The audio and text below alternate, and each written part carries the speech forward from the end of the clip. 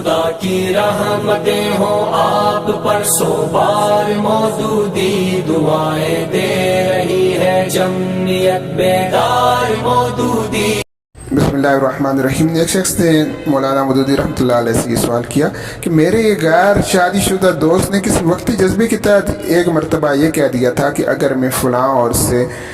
کسی بھی عورت سے میں شادی کروں تو اس پر 3 طلاق ہے۔ اب وہ اپنے اس قول پر سخت نادم ہے اور چاہتا ہے کہ شادی کرے۔ علماء یہ کہتے ہیں کہ جو ہی وہ شادی کرے گا اور اس پر طلاق واقع ہو جائے گی، اس لیے عمر بھر اب شادی کی کوشش کرنا اس کے لیے ایک بیکار فعل ہے۔ برائے کرم یہ بتائیے کہ اس مصیبت سے اور الجھن سے نکلنے کا کوئی راستہ اس کے لیے بچا ہے کہ نہیں؟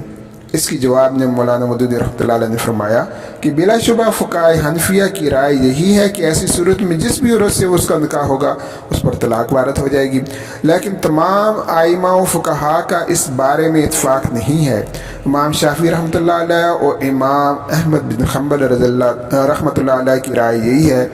کہ طلاق کا حق نکاح کے بعد پیدا ہوتا ہے، نہ کہ نکاح سے پہلے۔ اگر کسی شخص نے یہ کہا کہ وہ آئندہ جس عورت سے بھی نکاح کرے گا اس کو طلاق ہے تو یہ ایک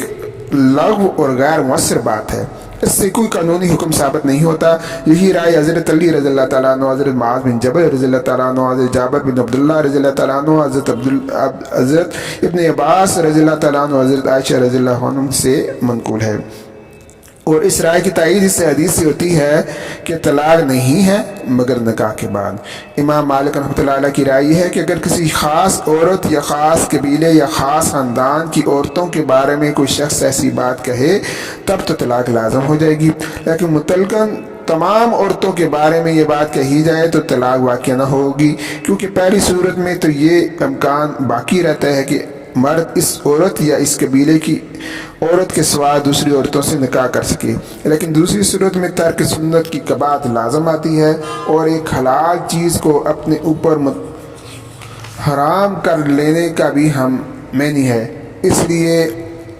اس کی طلاق جو ہے وہ واقع نہیں ہوگی۔ خدا کی رحمتیں ہوں آپ پر سو بار مودودی، دعائیں دے رہی ہے جمعیت بیدار مودودی۔ خدا کی رحمتیں ہوں آپ پر سو بار مودودی، دعائیں دے رہی ہے جمعیت بیدار مودودی۔